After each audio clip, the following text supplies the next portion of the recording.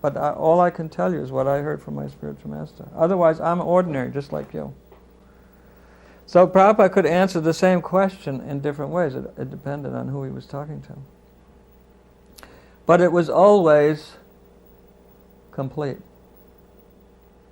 It was irrefutable. It was self-evident. And sometimes it was amusing. And sometimes it was so profound that it just made your head spin.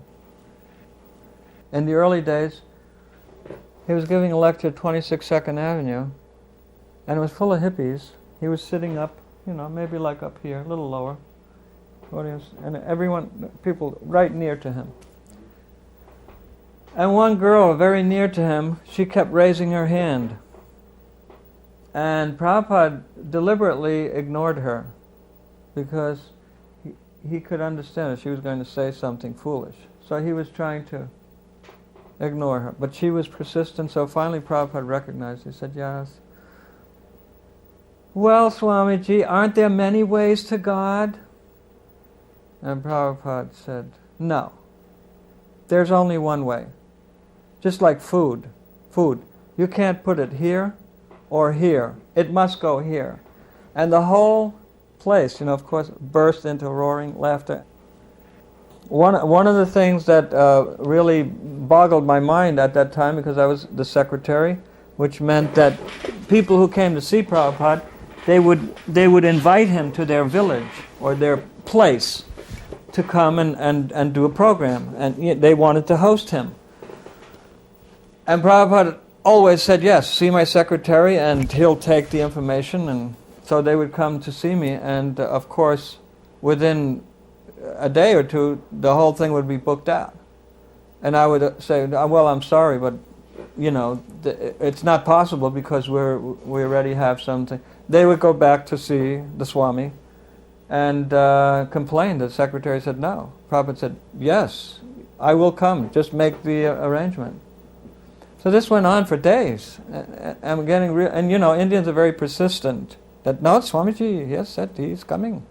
I said, but it's impossible. We were already scheduled to, and they'd go back. And so, anyway, after this went on for 3, 4, 5 days, finally I went to Prabhupada. I said, Prabhupada, everyone that asks you to come to their place, you say yes, and they see me and to make an arrangement.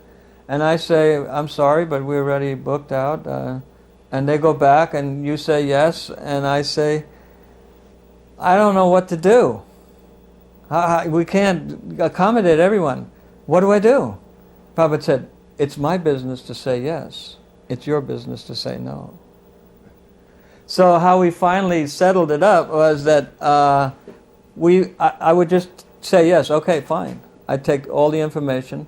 But then when we got ready to go, we would evaluate all the prospects and choose the one that had the most potential and send everyone else a telegram that we can't come, sorry. So that concluded that. The other thing that took place, or that happened in Indore, was Prabhupada had such a busy schedule because it was so successful. Because Gujarat, they tend to be Krishna devotees. So there was such a great response to Prabhupada's presence that we would be up around the clock. 11 o'clock, you lie down, and 1 o'clock Prabhupada wants to see you. And during the day, all day long, you were having programs. So for days, in fact for a couple of weeks practically, I hadn't chanted a single round. And I was very, very faithful to that. To miss rounds was like, whoa, mortal sin. And I hadn't read anything. So I went to Prabhupada. I said, Prabhupada, I haven't chanted any rounds. I haven't read any books. He said, never mind. This is an emergency. You just do what I tell you. So that settled that. One engagement we went was with the king of Indore. And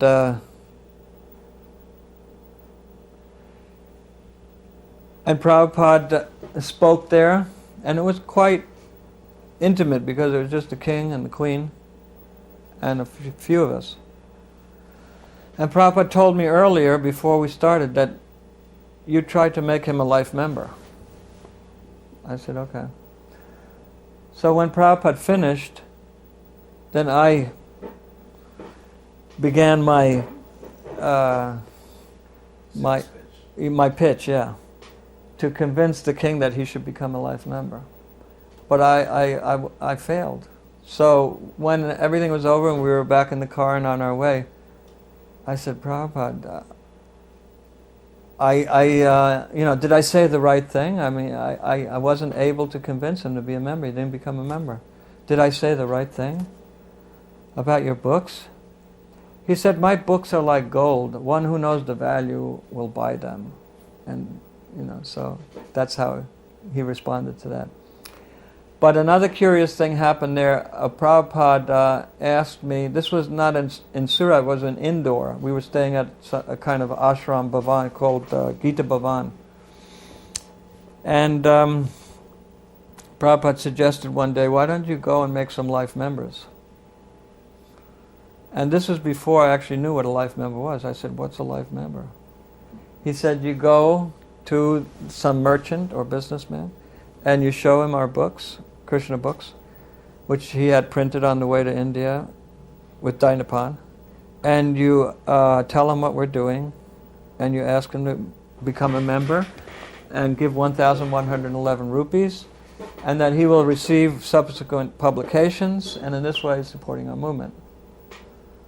So I thought to myself, well, these people don't speak English. What is the use of approaching them? Why would they want to take our books? They can't read them. So I didn't say that, but that's what was going on in my mind. And therefore I just neglected to make an effort. Next day, Prabhupada again, he said, so why don't you, go to the market and try to make some members? And I just said yes, but the same thought was running through my mind, didn't go. The next day, Prabhupada said the same thing. I said, well, these people don't speak the language. He said, so you can take an interpreter? So by this time I understood Prabhupada really wanted me to do this. So I said, well, I should at least go through the motions, which I did. We went with this person that Prabhupada suggested. We go to the first cloth merchant, and I tell the man what to say.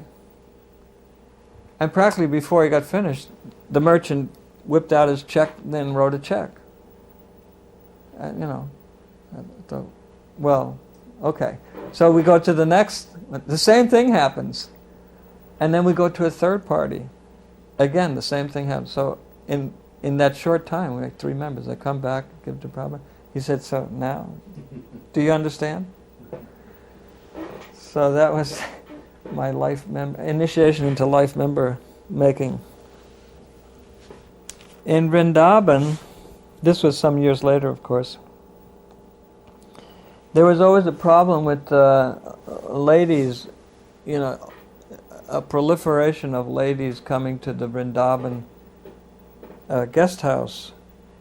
And at one point, Prabhupada almost daily was discussing this problem, what to do with these ladies, especially the ones who were without a husband but had children. So sometimes we considered sending them to Mayapur, sometimes sending them back to America, sometimes we said, well, let them stay, or maybe... It was an ongoing quandary. Then one day, in the course of one of these discussions, Prabhupada said, on the one hand, we tell all our boys, don't marry, remain brahmachari. On the other hand, we tell all the ladies, you should marry. Every woman must have a husband. He said, this is a contradiction in our philosophy. He began to laugh. He said, it's an insoluble problem. It can't be solved. So, also in that Gita Bhavan, they would have a program daily and invite. They realized that Prabhupada was a great draw, like a famous celebrity coming. So you save him for the end to keep the crowd, and you put all the kind of second-rate acts first. And this went on every day for a number of days, and Prabhupada started to get aggravated about it, because he could see that they were just using him. But at the same time, they'd introduced these bogus sadhus who each one had a different kind of act, So at one point, Prabhupada just said, he said, "No, we're going." Just in the middle of the whole thing, we had us all get up and walk off the stage. On another occasion, the same program, we were all on the stage, and of course Jamuna was there. I think Kausalya was with us. At least Himavati was with us. I can't remember Kausalya, but Western ladies, and they were young in those days, nice looking, and it's just a sensational sight for this